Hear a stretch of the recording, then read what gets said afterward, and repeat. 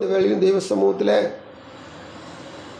9ஆம் சங்கீதம் 10ஆம் வசனத்தை நாங்கள் வாசித்திருக்கிறோம். பரிசுத்த ஆவியானவர் இந்த வசனத்தில் எங்களோடு இடைப்படுங்க. இந்த மாதத்தில் கர்த்தர் எங்களோடு நீர் பேசுங்க. கர்த்தாவே, உலக பிரகாரமான சத்தம் கேட்டு மடிந்து போயிருக்கிற நாங்கள் உங்களுடைய வார்த்தையினால் உயிர்ப்பிக்கப்படத்தக்கதாக நீர் பேசும். இந்த வார்த்தையின் முதல் நாள் காலை பள்ளியில் கர்த்தர் தேடி வந்திருக்க நாங்கள் ஆண்டு இப்படி வார்த்தையின்படியே கைவிடப்படாமல் நடத்தப்பட என்ன செய்ய வேண்டும் என்பதை எங்களோடு பேச விடைபடும். ஒவ்வொரு நாளும் கர்த்தர் கிரியை செய்யும். இப்பொழுதும் பரிசுத்தாவே எங்களுக்கு இந்த வசனங்களை விலைக்கு ஜெபிக்கிறோம். வசனத்தை கேட்கிற முடிய பிள்ளைகள், வசனத்தை சொல்லுகிற முடிய அடிமை கிருபையான நேரத்தை பயன்படுத்து. மீட்பர் இயேசு நாமத்தில் விடுகிறோம் ஜெபங்கள் நல்ல பிதாவே. ஆமே ஆமே. ஹல்லேலூயா. கர்த்தர் நல்லவராக இருக்கிறார். கர்த்தர் சமூகத்தில் ஆண்டவராய் தெய்வம் நம்ம எல்லாருக்கும் நல்ல ஒரு பழக்கப்பட்ட வார்த்தை, அறிந்து வைத்திருக்கிற ஒரு நல்ல வசனம். கர்த்தாவே, உம்மை தேடுகிறவர்களை நீர் கைவிடுகிறது இல்லை. கைவிடாத தெய்வம். ஆதலால் உமது நாமத்தை அறிந்தவர்கள் உம்மை நம்பி இருப்பார்கள். கர்த்தருக்கு ஸ்தோத்திரம். கடந்த மாதத்திலும் கடைசியில் கர்த்தரை நம்பி இருக்கிற காரியத்தை குறித்து தான் தியானிக்கப்படி கர்த்தர் உதவிச்சார். ஒருவேளை அதனுடைய தொடர்ச்சியாக இருக்கலாம். தேவனுடைய சமூகத்தில் இந்த முதல் பகுதியை நமக்கு கர்த்தருக்கு சுத்தமானபடி தியானிச்சுட்டு அடுத்து 2வது பகுதி நம்ம தியானிக்க போகிறோம். இந்த முதல் பகுதியில் சொல்கிறது வேதம், கர்த்தாவே, உம்மை தேடுகிறவர்களை நீர் கைவிடுகிறது இல்லை. கர்த்தருக்கு ஸ்தோத்திரம். நிச்சயமாக கர்த்தருடைய பிள்ளைகள் ஒரு நாளும் கைவிடப்பட்ட சரித்திரம் கிடையாது. கர்த்தர் தம்முடைய பிள்ளைகளை எந்நாளும் காத்துக்கொள்ள வல்லவராயிருக்கிறார். கர்த்தர் தமது ஜனத்துக்கு அடைக்கலமும் இஸ்ரவேல் புத்திரருக்கு அரணான கோட்டையுமா இருப்பார். அங்கேயும் காக்கிறவர் என்ற ஒரு தலைப்பில் தான் பார்த்தோம். இன்றைக்கும் காக்கிறவர் கைவிடுவதில்லை என்ற ஒரு தலைப்பை தான் கர்த்தர் கொடுத்திருக்கிறார். ஹல்லேலூயா. இந்த கடைசி காலம் ஒரு கொடிய காலத்தில் நம்ம இருக்கிறோம். வஞ்சகம், தீமை, இயற்கையின் பேரழிவு பேரிடர் காலத்தில் நம்ம இருக்கிறோம். இதில் கர்த்தர் நமக்கு மீண்டும் மீண்டும் வாக்கு கரெக்டாக கொடுத்துறார். ஆனால் நம்ம நடக்கிற நடைமுறைகள் தான் இந்த வார்த்தை நமக்கு உரித்தாகும், நமக்கு சொந்தமாகும். ஆமீன் சொல்ல மாட்டீங்க? ஹல்லேலூயா. கேட்டு வாங்கணும். அதாவது நம்ம புரிஞ்சுக்கிட்டோம்னா உள்ள அதை ஏற்றுக்கணும்னா ஆட்டோமேட்டிக் வாங்கிச்சணும். ஆமேன்னு சொல்லும். கர்த்தருக்கு சோறும். அப்போ கவனமாக இருக்குன்னு அர்த்தம். ஹல்லேலூயா. கர்த்தருக்கு சோறும். இப்போது ஆண்டுடைய சமூகத்தில் பாருங்கள், உம்மை தேடுவதில்லை நீர் கைவிடுவதில்லை. இப்போ நம்ம துருவ ஆண்டர் ஏசிட்ட போக போகிறோம். ஆண்டர் ஏசிட்ட போன மாத்திரத்தில் அவர் நம்மளை மலை கூப்பிட்டு போகிறார்.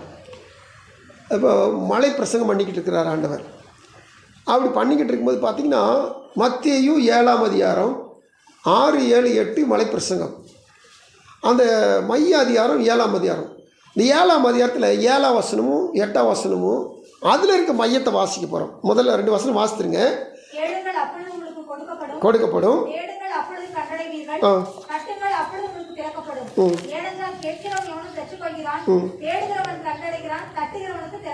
கர்த்தருக்கு ஸ்தோத்திரம். மலை பிரசங்கத்தில் மைய அதிகாரம் 7ஆம் அதிகாரம்.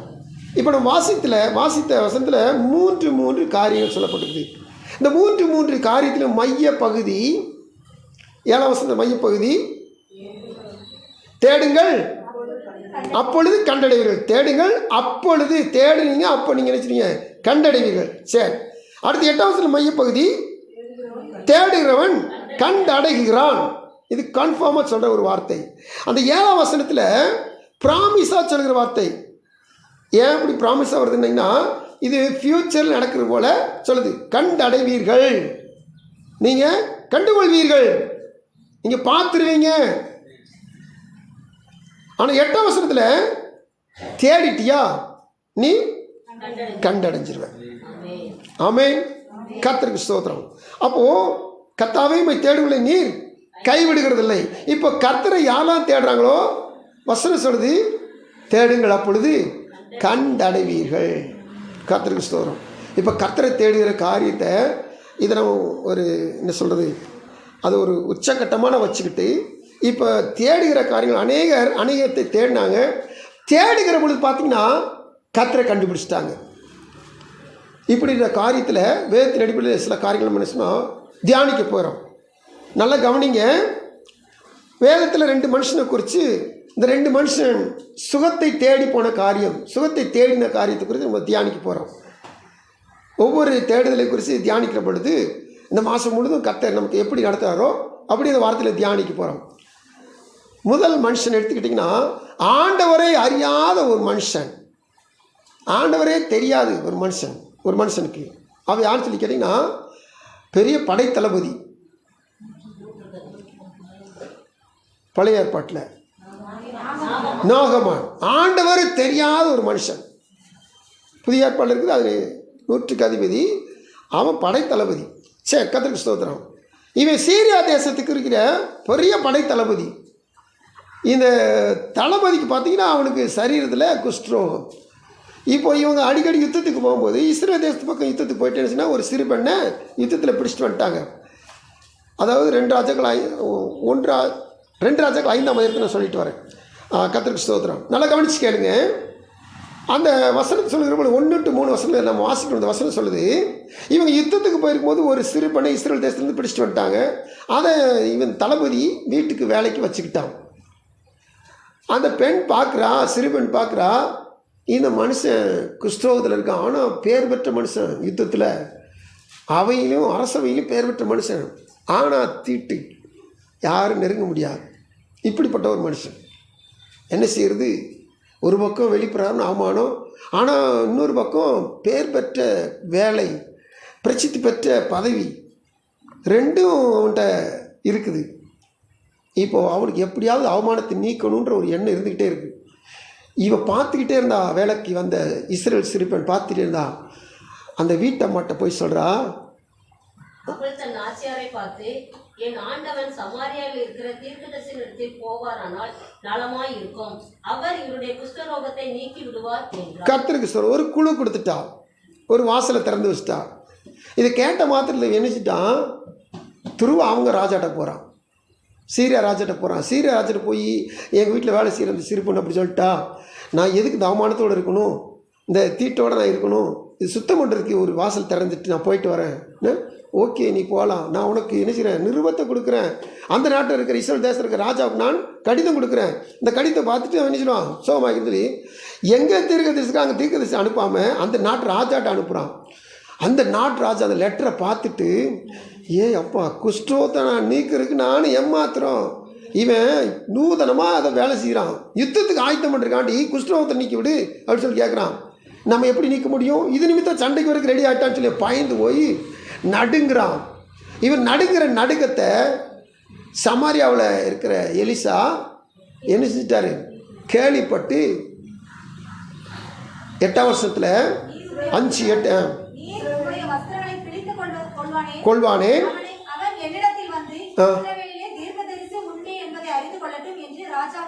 இந்த வார்த்தை நீங்கள் கவனம் பார்க்கணும். இஸ்ரவேலிலே தீர்க்கதரிசி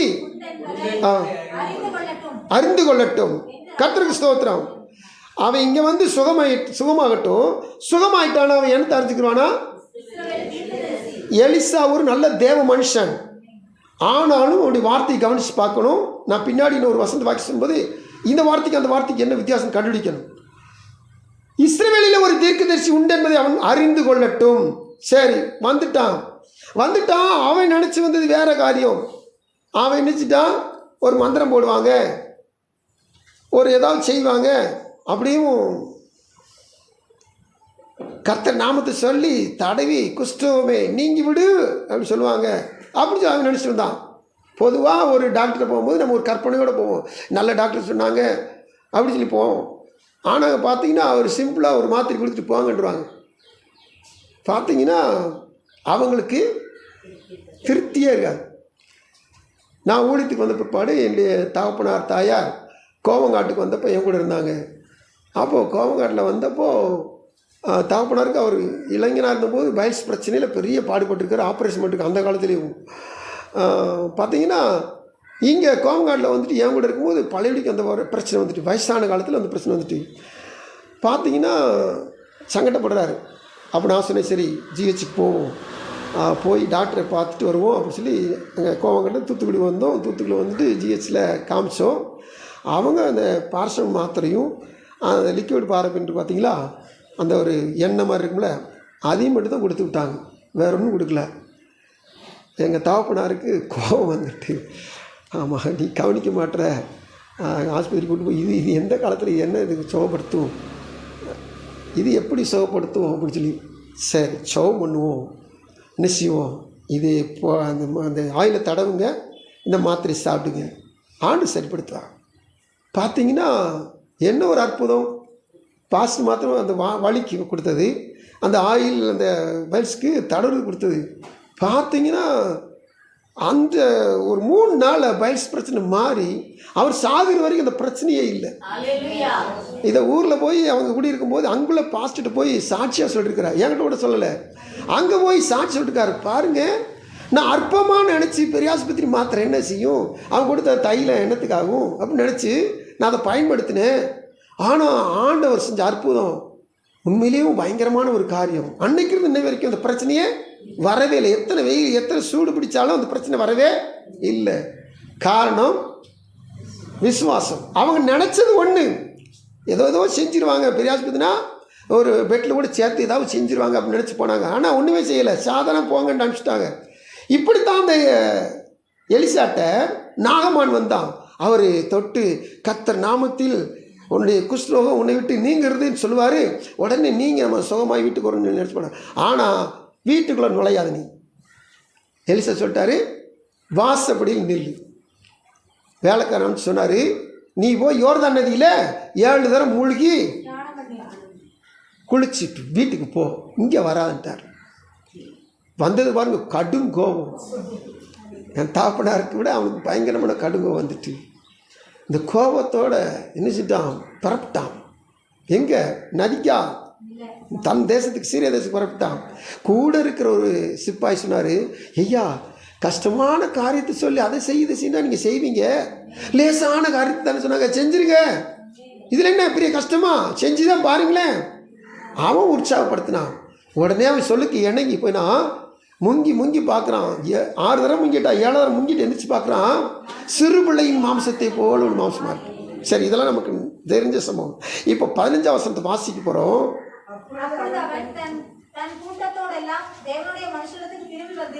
அவனுக்கு முன்பாக நின்று, இதோ இஸ்ரவேலில் இருக்கிற தேவனை தவிர பூமி எங்கும் வேறே தேவன் இல்லை என்பதை அறிந்தேன்.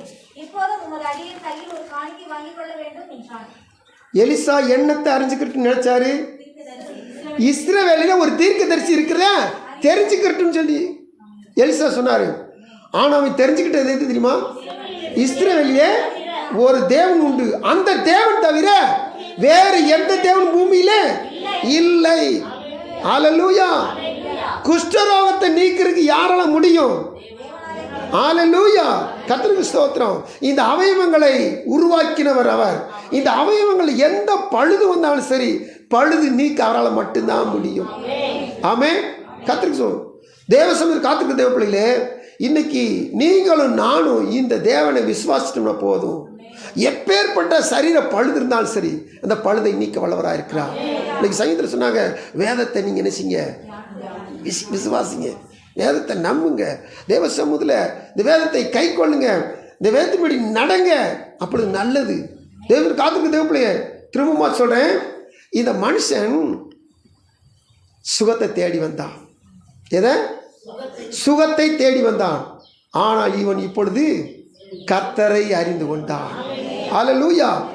இவன் தேடாத கர்த்தர் இவனுக்கு தென்பட்டு இவனை அறிந்து கொள்ளும்படியா வைத்தார். எத்தனை மகிமையான காரியங்கள். எலிசாவுக்கு கூட அவ்வளவு ஒரு வெளிப்பாடு இல்லை. இஸ்ரவேல் ஒரு தீர்க்கதரிசி மட்டும் அவன் தெரிஞ்சுக்கிட்டும், தீர்க்கதரிசி மூலம் சுகத்தை பெற்றுக்கொண்டு சொல்லி தெரிஞ்சுக்கிட்டும் அவர் என்ன செய்றாரு, அவர் குறிப்பிட்ட வட்டத்துக்குள்ள சொன்னார். ஆனால் அதையும் தாண்டி இவன் இஸ்ரவேலில் இருக்கிற தேவன் தாயா தேவன், வேறு தேவன் இல்லவே இல்லை. நான் இனி இந்த தேவனுக்கு தவிர எந்த தேவனுக்கு நான் பழி செலுத்தவே மாட்டேன். காணிக்கை கொடுத்து பார்த்தார், வேண்டாம். ஏதாவது வாங்கிக்கங்க, வேண்டாமே வேண்டாம். ஒரு மண்ணை மட்டும் நான் அள்ளிட்டு போகிறேன், சாக்கு நிறைய மண்ணு மட்டும் அள்ளிட்டு போகிறேன். ஏன்னா நான் போய் அங்கே ஒரு பலிபீடம் கட்டி அந்த பலிபீடத்தில் கற்றுக்கு நான் ஆராதனை செய்வேன், பலி செலுத்துவேன். ஓகே, நீ எவ்வளோ மண் வேணும் அள்ளிட்டு போ. கர்த்தருக்கு ஸ்தோத்திரம். சுகத்தை தேடி போனவனுக்கு கர்த்தர் தென்பட்டார். ஆமென். கர்த்தருக்கு ஸ்தோத்திரம். இப்போது இதே 2 ராஜாக்கள்ல 1ஆம் அதிகாரத்தில் முதல் வசனத்தை வாசிங்க. ஆகாப் மரணம் அடைந்த பின் மோவாபியர் இஸ்ரவேலுக்கு விரோதமாய் கலகம் பண்ணி திரும்பி போனார்கள். 2 தொடர்ந்து வாசிங்க. அகசியா சமாரியாவில் இருக்கிற தன் மேல் வீட்டிலிருந்து வியாதியின் வழியாய் விழுந்து வியாதிப்பட்டு, இந்த வியாதி நீங்கி பிழைப்பேனோ என்று எக்ரோனின் தேவனாகிய பாகால் சேகுவிடத்தில் போய் விசாரியுங்கள் என்று ஆட்களை அனுப்பினார். கர்த்தருக்கு ஸ்தோத்திரம். இந்த அகசியா என்று சொல்லப்படுகிறவன் ஆகாப்புடைய மகன், பொல்லாதவன், இஸ்ரவேல் தேசத்துடைய ராஜாவுடைய பொல்லாதவன் ஆகாப். இந்த ஆகாப்புடைய மகன் அகசியா 2 வருஷம் தான் ஆட்சி செஞ்சான். ஏன்னா அவனுக்கு ஒரு மாடியில் ஏறி கிராதி பக்கத்தில் நின்று நினச்சினா விழுந்து அடிபட்டு கிடக்கிறான். ஒரு வேளை எங்கே அடிபட்டுச்சுன்னு தெரியல, ஆனால் பேசுகிறான். இப்போ தன்னுடைய ஊழியக்காரில் அனுப்பிச்சு எக்ரோனில் இருக்கிற தேவன்கிட்ட போய் நான் பிழைப்பேனா செத்து போவேனா கேட்டுட்டு வாங்கன்னு சொல்லி என்ன சொன்னான், பாகால் தேவன்கிட்ட போய் கேட்கறதுக்கு அனுப்பிச்சி விட்றான். இவங்க போய்கிட்டு இருக்கிறாங்க. இப்போ ஆண்டவர்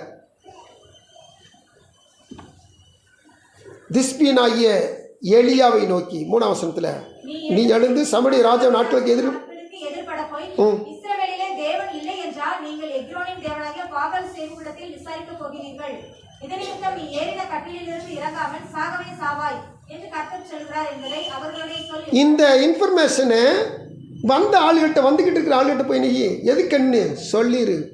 ஏன்னா இஸ்ரவேலில் தேவன் இல்லைன்னு சொல்லியா இன்னொரு எக்ரோன்ட்ட இருக்கிற தேவன்கிட்ட போய் நினைச்சிட நீ குறியாக்க போகிற, அங்கே போய் பதிலை பெற்றுக்கொள்ள போகிற.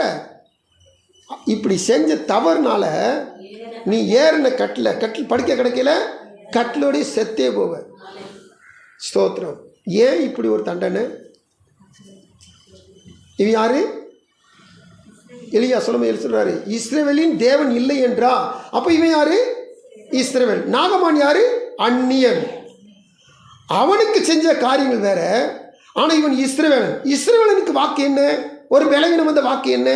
15:26 யாத்திராகமம். சரி, அது நமக்கு நல்லா தெரியும் எல்லாருக்கும். முழுக்க எத்தனை கண்டிஷன் சொல்லியிருக்காரு. கர்த்தருடைய சத்தத்தை கவனமாய் கேட்டல், பார்வைக்கு செம்மையானதை செய்தல், கட்டளைகளுக்கு செவி கொடுத்தல்,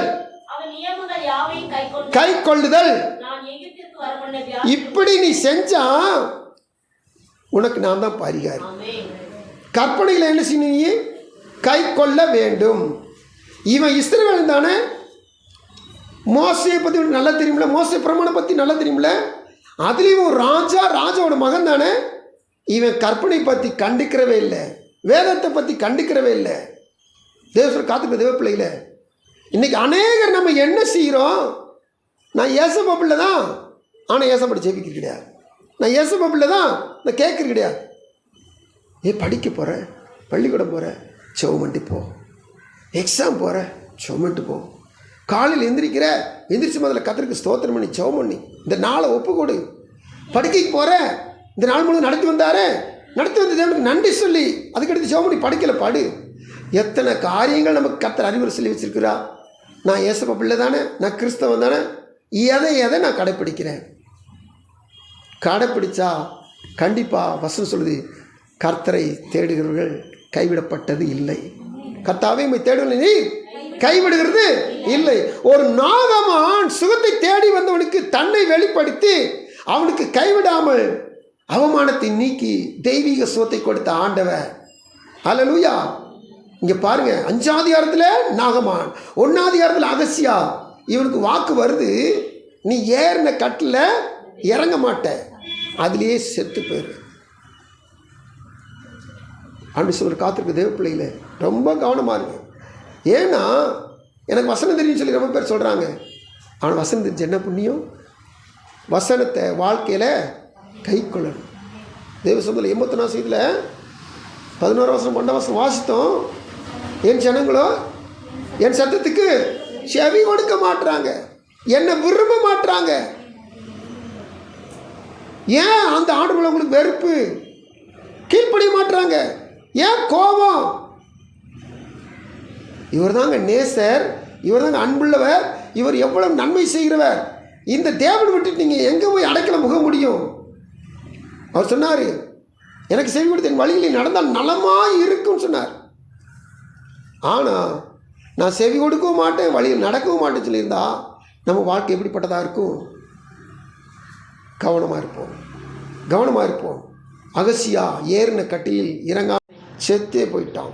சரி, அடுத்தபடியாக நம்ம பார்க்குற காரியம் உணவை தேடி போனவர்கள். முதல் காரியம் சுகம் தேடி போனவர்கள். அடுத்த காரியம் உணவை தேடி போனவர்கள். இஸ்ரவேல் தேசத்தில், கானான் தேசம் அல்லது இஸ்ரவேல் தேசத்தில் பெத்லெகேம் என்பது அப்பத்தின் வீடு. அதாவது அங்கே அப்பம் நிறைவாகவே காணப்படும். அங்கே என்ன வந்துருச்சுன்னா, இப்போது மழை பெய்யாமல் பஞ்சம் வந்துட்டு, இப்போது அங்கே இருக்கிற ஒரு குடும்பம், எலிமெலே குடும்பம், அப்பத்தை தேடி எங்கே போகிறாங்கன்னா மோவாப் போகிறாங்க. மோவாப் தேசத்துக்கு போகிறாங்க. இது அப்பத்தின் வீடு. ஆனால் அந்நிய வீட்டுக்கு போகிறாங்க அப்பம் தேடி. இவங்க என்ன செஞ்சுருக்கணும்? இவங்களுக்கு ஆபிரகாம் பற்றி தெரியுமில்ல, இவங்க முற்பிதா. சரி, அவங்க மகன் ஈசாக்கு பற்றி தெரியுமில்ல. ஆபிரகாம் பஞ்சம் வந்தப்போ ஏற்று ஓடிட்டான். ஆனால் ஆண்டவர் இவங்க அப்பா மாதிரி ஏற்று போகாத, இங்கேயே நிசி தங்கிரு. அப்போ இதெல்லாம் என்ன வச்சுருக்காங்க? இவங்க வேதம் வாசிக்கிறாங்களோ வாசிக்கலையோ, இவங்க செவி வழி கண்டிப்பாக தெரிஞ்சு வச்சுருப்பாங்க. யூதர்கள் இன்ன வரைக்கும் பாருங்கள், ஆபிரகாம் வரலாறுல கரெக்டாக சொல்லுவாங்க என்ன நடந்துச்சுன்னு. இன்றைக்கு வரைக்கும் அந்த பச்சில குழந்தையாக இருக்கும்போது 5 வயசுக்குள்ளே என்னென்ன காரியங்கள் யூதயாவில் இஸ்ரவேலில் ஆதியிலேருந்து நடந்துச்சோ எல்லாத்தையும் சொல்லி வச்சுருவாங்க. ஆபிரகாம் காரியத்திலேருந்து இன்ன வரைக்கும் சொல்லி வச்சுருவாங்க. ஹல்லேலூயா. நம்ம பிள்ளைகளுக்கு அப்படி தான் வளர்க்கணும். சின்ன பிள்ளையாக இருக்கும்போது நீங்கள் எதோ சொல்லி கதையை சொல்வீங்க. முதல்ல வேதத்தில் இருக்கிற ஒவ்வொரு பகுதியாக கதையாக சொல்லி நீங்கள் பிள்ளைகளை வளர செய்யுங்க. ஆமென். கர்த்தருக்கு ஸ்தோத்திரம். இப்போது இந்த எலிமெலேக்கு குடும்பத்துக்கு என்ன தெரிஞ்சுக்கிட்டீங்கன்னா, பஞ்சம் வந்துருச்சா, நீ இங்கேயே வாசம் செய், இது அப்பத்தின் வீடு, இந்த வீட்டில் இருன்னு சொல்லி ஆண்டு சொன்னார ஈசாக்கு. அதை கேட்டு இவங்க நினைச்சு அந்த வார்த்தைக்கு முன்னாடி நம்மளே கர்த்தர் போஸ்ட் பண்ணி விசுவாசத்தில் இருந்திருக்கணும். அவங்க உணவை தேடி நினைச்சிட்டாங்கன்னா மோவாப் தேசத்துக்கு, அந்நிய தேசத்துக்கு போயிட்டாங்க. அங்கே போனால் கணவன் மனைவி 2 மகன்கள் போனாங்க. இப்போ கணவன் இறந்தார், மகன்களுக்கு கல்யாணம் முடிச்சு வச்சாங்க, மகன்களும் இறந்து விட்டாங்க. இப்போ 2 மருமகள் இருக்காங்க, மாமியார் மருமகள் இருக்காங்க. இவங்க மழை பெய்ய தொடங்கிருச்சு. இஸ்ரேலில் பெத்லெகேமில் கோதுமை விளைய ஆரம்பிச்சுட்டு, இப்போ கோதுமையை போய் அறுத்து நம்ம சாப்பிடலாம் அப்படின்னு புறப்பட்டு வர்றாங்க. வர்ற வழியில் ரூத் ஓர்பாடு 2 மருமகளில் இவங்க 2 பேருக்கு நீங்கள் போயிட்டு வாங்கன்னு சொன்னாங்க. ஆனால் ரூத் மட்டும் என்ன செஞ்சா, விடாமல் பற்றி கொண்டாள். நல்லா கவனிக்கணும். தேவசத்தில் உணவை தேடி போன இடத்துல 2 மருமகள் கிடச்சாங்க. 2 மகன்கள் எழுந்துட்டாங்க, கணவன் எழுந்துட்டாங்க. இப்போ 2 மருமகள், ஒரு மகள் திரும்பி போயிட்டா. ஆனால் ஒரு மருமகள் வசனம் சொல்லுது உறுதியாக இருக்கிறாளாம். இந்த உறுதியாக இருந்த மருமகள் இப்போது பெத்லெகேம் வந்த மாத்திரத்தில் கதிர் பொறுக்க போகிறா. போன இடத்துல அவளுக்கு ஒரு கிரீட்டிங்ஸ் வருது, வாழ்த்து செய்தி வருது. 2ஆம் அதிகாரம் 12ஆம் வசனம். உன் செய்திக்கு தக்க பலனை கர்த்தர் உனக்கு கட்டளையிடுவாராக. இஸ்ரவேலின் தேவனாகிய கர்த்தருடைய செட்டைகள் கீழ் அடைக்கலமாய் வந்த உனக்கு அவராலே நிறைவான பலன் கிடைப்பதாக. கர்த்தருக்கு ஸ்தோத்திரம். ரூத்துக்கு 2வது மருமகளுக்கு என்ன வாழ்த்து வருது? நிறைவான பலன். அல்லேலூயா. இஸ்ரவேல் தேவனாகிய கர்த்தருடைய செட்டைகளின் கீழ் அடைக்கலமாய் வந்த உனக்கு உணவை தேடி போனாங்க நகோமி. இப்போ கர்த்தரை தேடி வந்திருக்கிறாங்க ரூத்து. கண்டுபிடிச்சிங்களா? இப்போது உன் தேவன் என் தேவன், நீ இருக்கிற இடத்துல நான் இருப்பேன், நீ இறக்குற இடத்துல நான் இறப்பேன், ஓன் ஜனம் ஏன் ஜனம் எல்லாம் ஒட்டுமொத்தமாக சேர்த்து இப்போ கர்த்தரை தேடி வந்துட்டாங்க. ஆமென். இவங்க யார்? அந்நிய பெண். இவங்க கர்த்தரை தேடி வந்துட்டாங்க. நல்லா கவனிங்க. அப்போ இருக்கிற இடத்துல குரம்பு போட்ட மாத்திரத்தில் அந்நிய தேசத்துக்கு போனாங்க. ஆனால் திரும்பி அப்பம் கிடைக்குன்னு சொல்லி திரும்பி வர்றாங்க. திரும்பி அந்த இடத்துல இப்போ கருத்து தெரிஞ்சுருக்காங்க. இப்போ வந்த இடத்துல ஒரு நற்சாட்சி வழங்குது ரூத்துக்கு, வந்த இடத்துல ஒரு வாழ்த்து கிடைக்குது ரூத்துக்கு, வந்த இடத்துல ஒரு கிரீட்டிங்ஸ், அருமையான வாழ்த்து செய்தி கிடைக்குது, நிறைவான பலன். ஒரு மனுஷன், ஒரு பெரிய விவசாயி, அந்த ஏரியாவில் இருக்க அனைத்து கோதுமை வயல்களும் அவனுக்கு சொந்தம். அவன் இவளை கேள்விப்பட்டு இவளுக்கு வாழ்த்து சொல்கிறான். பாருங்க, காரியங்கள் நடக்கிறது. கர்த்தரை தேடினவர்கள் கைவிடப்பட்டதே இல்லை. இவள் கைம்பெண், ஆனால் இவள் கணவனால் கைவிடப்பட்டவள் அல்ல, கணவன் இறந்து போனதுனால கைம்பெண்ணாக இருக்கிறார். இவளுக்கு எவன் வாழ்த்து சொன்னானோ அவனே வாழ்க்கை துணைவனாய் மாறிப்போனான். ஹல்லேலூயா. கர்த்தரை தேடுகள் கைவிடப்படுவது இல்லை. கர்த்தாவே உம்மை தேடுகிறீர்களே, நீர் கைவிடுகிறது இல்லை. உணவை தேடி மோவாபுக்கு போனாங்க, மோவாபிலிருந்து கர்த்தரை தேடி ரூத் வந்தாங்க. ஆனால் ரூத் கர்த்தரை தேடுனதுனால பாருங்க, எந்த வாழ்த்து செய்தி வந்த வாய், அந்த வாழ்த்து செய்தி வந்த வாய் மூப்பர்கள் முன்பாக இப்போ இந்த ரூத்தை நான் விவாகம் பண்ணி கொள்கிறேன்னு சொல்லி நினைச்சிட்டான். ரூத்தை விவாகம் பண்ணினான்.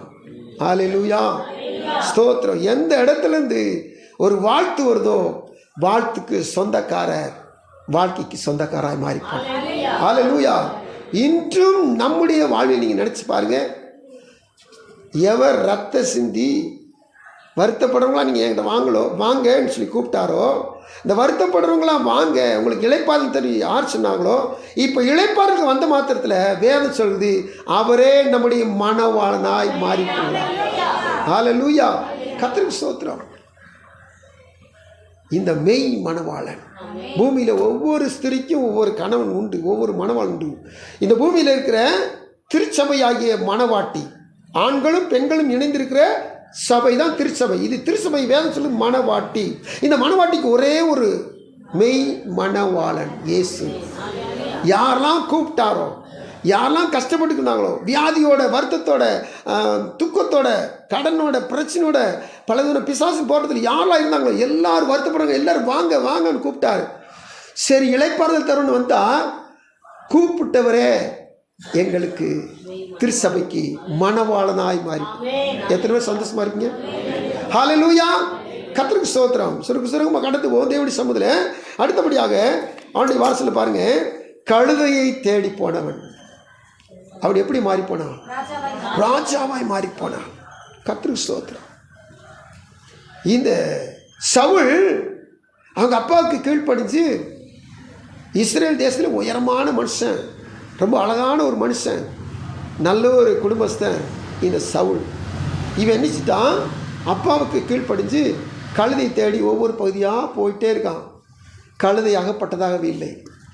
இப்போது ஏதாவது கத்தடி மனுஷன் இருந்தால் அவங்கள கேட்டால் தீர்க்கதரிசி சொல்லுவாங்களே, அப்படி சொல்லி தேடி பார்க்கலான்னு பார்த்தா அவனுக்குள்ள ஒரு நல்ல எண்ணம் இருக்குது.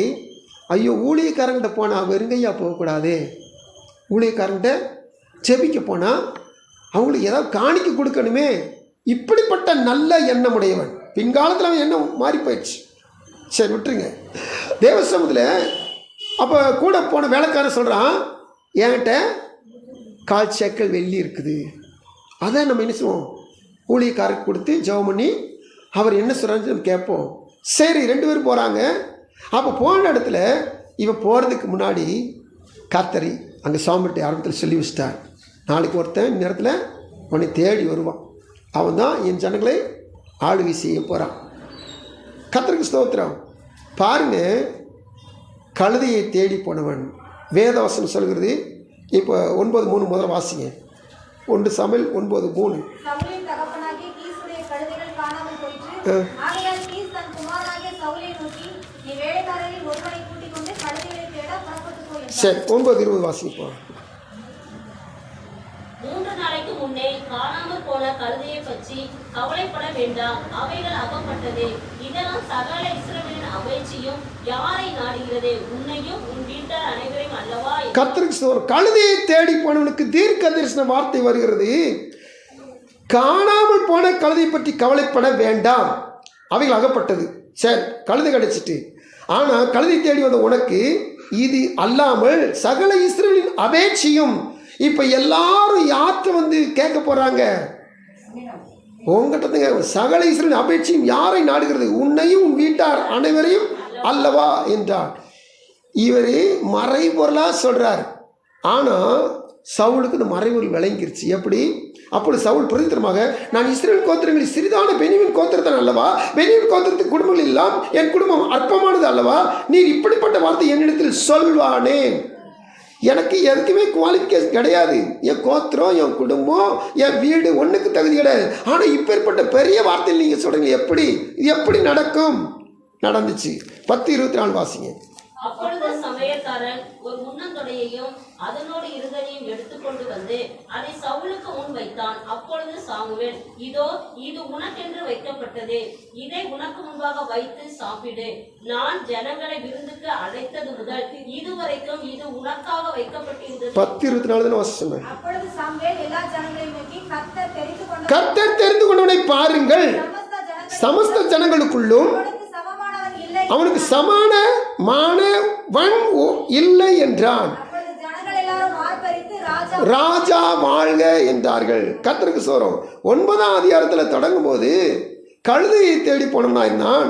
10ஆம் அதிகாரத்தில் முடியும் போது இஸ்ரவேல் ஒட்டுமொத்த இஸ்ரவேல் தேசத்துக்கும் ராஜாவாக மாறி போனான்.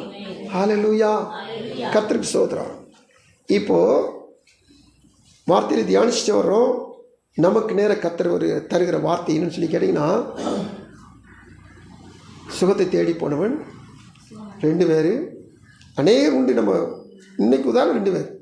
சரி, அதுக்கடுத்து அப்பத்தை தேடி போனவர்கள், அதில் திரும்பி வந்தவர்கள் கர்த்தரை தேடி வந்ததுனால வாழ்த்துக்கு சொந்தக்காரர்கள், வாழ்க்கைக்கு சொந்தக்காரனாக மாறி போனது.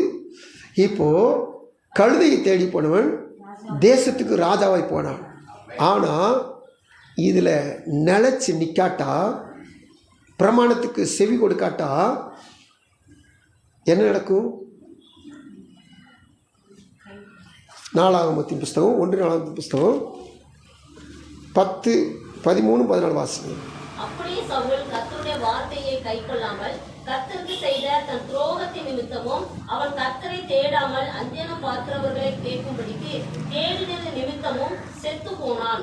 அதற்காக அவர் அவனை கொன்று ராஜ்யபாரத்தை ஈசாயின் குமாரனாகிய தாவீது வசமாக திருப்பினார். நல்ல கவனிங்க தேவச்சனமே.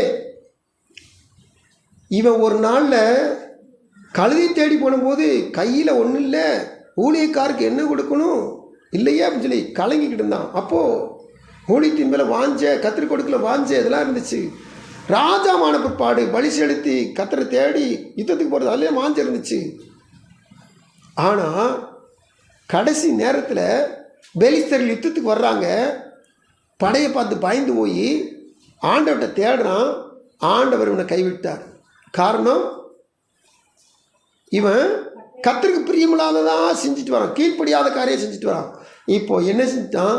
சரி, கர்த்தர் கை கொடுக்கல, கர்த்தர் நமக்கு பதில் கொடுக்கல, என்ன செய்யலாம்? அஞ்சனம் பார்க்குற ஒரு ஸ்திரியை தேடுங்கன்றான். அந்த ஸ்திரீகிட்ட போய் எனக்கு ஒரு மனுஷனை எழுப்பி கொண்டு வா அப்படின்னு சொல்லி கேட்டு, அஞ்சனம் பார்க்குற அதை குறிகோள் கொள்ளுகிற பொம்பளைகிட்ட போய் பேசி அவன் வீட்டில் உட்காந்து குறி கேட்டு சாப்பிட்டுட்டு வந்தான். வசனம் சொல்ல வாசித்த வசனம் 1 10, 13, 14 வாசித்தோம். இவன் முதல்ல நீங்கள் ஆரம்பத்தில் ஊழியத்தில் வந்த பாத்திரத்தில் பார்த்தீங்கன்னா தேசத்தில் இருக்க குறிகாரர்களை பூரா, தேசத்தில் இருக்கிற குறிசொல்களை எல்லாம் விரட்டி அடிச்சிருவான். அந்த அஞ்சனை பார்க்க போகிற இடத்துல அந்த பெண்ணே சொல்லுவா, நீ எப்படி என்கிட்ட குறியேக்க வந்திருக்கிற? தேசத்தில் இருக்கிற ராஜா, சவுல் ராஜா எல்லா குறியாலும் தேசத்தை விட்டு அகற்றி போட்டால் தெரியுமா? எல்லாரும் கொன்று போட்டால் தெரியுமா? நீ எப்படி என்கிட்ட வரலான்னு கேட்குறா. அப்போ சவுல் சொல்கிறான், நீ தைரியமாக சொல்லு, உனக்கு சேதம் வராது, உன்னை நான் பாதுகாத்துக்கிறேன்னு சொல்கிறான். நல்லா கவனிங்க. எவன் விரட்டி விட்டானோ, எவன் கற்பனைக்கு கீழ்ப்படிஞ்சு நடந்தானோ, அவன் இன்னைக்கு கர்த்தருடைய கற்பனை தேசத்தில் இருக்கிற குறிகாரிலையும் அஞ்சன பாக்கிலையும் கல் எறிந்து கொள்ள வேண்டும். இஸ்ரேல் ஜனங்களை எவனாவது ஒருத்தர் குறி சொல்கிறவன் வந்துட்டானா அவனை என்ன செய்யணுமா? கல் எறிஞ்சு கொள்ளணுமா? கண்ட மாத்திரத்தில் கல் எறிஞ்சுக்கணும். காரணம், பிசாசிட்ட போய் பேசுகிறதா குறி சொல்கிறது. ஆவிகள் இருளின் ஆதிக்க கிரியல்கிட்ட பேசுகிறேன், அது குறி சொல்கிறது. இந்த காரியம் இஸ்ரவேலுக்குள்ளே இருக்கவே கூட. அதனால் அப்படிப்பட்ட மனுஷன் இஸ்ரவேலில் எழும்புனானா அவனை கல்லெறிஞ்சு நிறுத்தணும், கொண்டணும். இப்படி சட்டத்துக்கு கீழ்ப்படிஞ்ச மனுஷன் இப்போ இவனே சட்டத்துக்கு மீறி என்ன செஞ்சிட்டான்? குறிகாரனை தேடி அஞ்சனமார்களை தேடி போனான். அதனால 1 நாளாம் 10 நம்ம வாசம் 13 வசனத்தில் சவுல் கர்த்தருடைய வார்த்தையை கை கொள்ளாமல் கர்த்தருக்கு செய்த தன் துரோகத்தின் நிமித்தமும் அவன் கர்த்தரை தேடாமல் அஞ்சனம் பார்க்கிறவர்களை கேட்கும்படிக்கு தேடினதின் நிமித்தமும் செத்து போனான். சாகுறது பெரிய மேட்ரு கிடையாது, எல்லாருக்கும் சாவு வரும். ஆனால் அந்த சாவு நேரத்தில் கர்த்தருடைய கரங்களில் நம்முடைய ஆவியை ஒப்பு கொடுத்து அவர் ஏற்றுக்கொள்ளும்படி அவன் சாவு. ஏன்னா செத்து போனேன்னா எல்லோரும் தானே சாகுறாங்க, நம்ம டக்குன்னு சொல்லுவோம். சாகுறது பெரிய மேட்ரு கிடையாதுங்க. நாம் உயிர் போகிற நேரத்தில் பவுல் சொன்ன வார்த்தை சொல்லி தேவசபையில் முடிச்சு போகிறோம். நல்ல போராட்டத்தை போராடினேன், விசுவாசத்தை காத்துக்கொண்டேன், ஓட்டத்தை முடித்தேன், இது முதல் எனக்கு நீதியின் கிரீடம் வைக்கப்பட்டு இருக்கிறது. இதை சொல்லி தேவசபையில் ஆவியை ஒப்பு கொடுத்தாகும். என்ன சில நம்ம பேசிக்கிறோம், சில இடத்துல யார் தான் பரலோகம் போக முடியும் அப்படின்னு. இப்படி பேசாதீங்க. தேவ சமூகத்தில் காத்திருக்க தேவ பிள்ளைகள் எப்படி நம்ம போக முடியும்? இப்படி பேச்சு பேசாதீங்க. என்னையும் உங்களையும் தெரிந்து கொண்ட நோக்கமே அவரோடு வைத்து கொள்ளத்தான். சீடர்களை கர்த்தர் தெரிந்து கொண்ட நோக்கம் கூட வச்சுக்கிறதுக்கு தான். இன்னைக்கு நம்ம விசுவாசிகளை தெரிந்து கொண்ட நோக்கம் நித்தியத்தில் இளைப்பாறுதல் அவரோடு வச்சுக்கிறதுக்கு தான் தெரிஞ்சுக்கிட்டார். ஆனால் நாமளும் எப்படி நான் பரலோகம் போக முடியும்? இந்த அவிசுவாசம் இருந்துச்சுன்னா எப்படி நமக்கு விசுவாசம் வரும்? விசுவாசிக்கிறவங்க பாக்கியவதி. நமக்குள்ள அவிசுவாசம் இல்லாதபடிக்கு நம்ம தேவசபையில் காணப்பட வேண்டும். அல்லேலூயா. ஆரம்பத்தில் கர்த்தரை தேடும் போது பர்ஃபெக்டாக இருந்துட்டு நாளாக தேய்மானம் வந்துடக்கூடாது. அல்லேலூயா. மிஷின்களுக்கு தேய்மானம் வரும், ஆனால் ஆவிக்கிற வாழ்க்கையில் வளர்ச்சி தான் வரணும். எந்த காரணத்துக்கு ஒன்றும் தேய்மானம் இருக்கவே கூடாது, குறைஞ்சி போயிடக்கூடாது. கண்கள் இப்படி செபிக்கலாமா? எங்கள் அன்பின் பரலோக பிதாவின் கோடி ஸ்தோத்திரப்பா, மகிமையின் ராஜாவே, நீங்கள் கொடுத்த இந்த மார்ச் மாதத்தின் முதல் ஞாயிற்றுக்கிழமை பொழுது கர்த்தருடைய ஆவியானவர் கர்த்தாவையுமே தேடுவதை கைவிடுவதில்லை என்று சில வார்த்தைக்கு ஆண்டரே தியானிக்கும்படியாக சுகத்தை தேடினவர்கள், அப்பத்தை தேடினவர்கள், கழுதை தேடினு சொல்லி 3 விதமான காரியங்களை தேடினவர்கள் ஆண்டரை எப்படி அவருடைய முடிவு இருந்தது நாங்கள் கண்டுகொண்டோம். நாங்களோ இந்த தேவனே ஒரு நாகமானைப் போல, இஸ்ரவேலின் தேவனைப் போல ஒரு தேவன் இல்லை என்பதை அவன் உறுதியாக அறிந்து கொண்டது போல நாங்களும் தேவனத்தோடு உறுதியாக இருந்து கைவிடாத கர்த்தரை எப்பொழுதும் உறுதியாக பிடித்துக்கொள்ள உதவி செய்யும். ஒரு ரூத்தை போல நாங்கள் எங்கள் வாழ்வில் காணப்பட உதவி செய்யும். ஆண்டவர் இன்னுமாய் மற்ற உதாரணங்கள் நாங்கள் பார்த்தோம். அப்படி இல்லாதபடிக்கு நாங்கள் கர்த்தாவை தேடி நீ கைவிடுவது இல்லை. அதில் நம்முடைய நாமத்தை அறிந்தவர்கள் நம்பி இருப்பார்கள். வார்த்தையின்படியே நாங்கள் உண்மையே நம்பி உண்மையே தேடி கைவிடப்படாமல் கடைசி வரை காணப்பட உதவி மீட்பர் இயேசுவின் நாமத்தில் விடுகிறோம். ஜெபம் கேள் நல்ல பிதாவே, ஆமென்.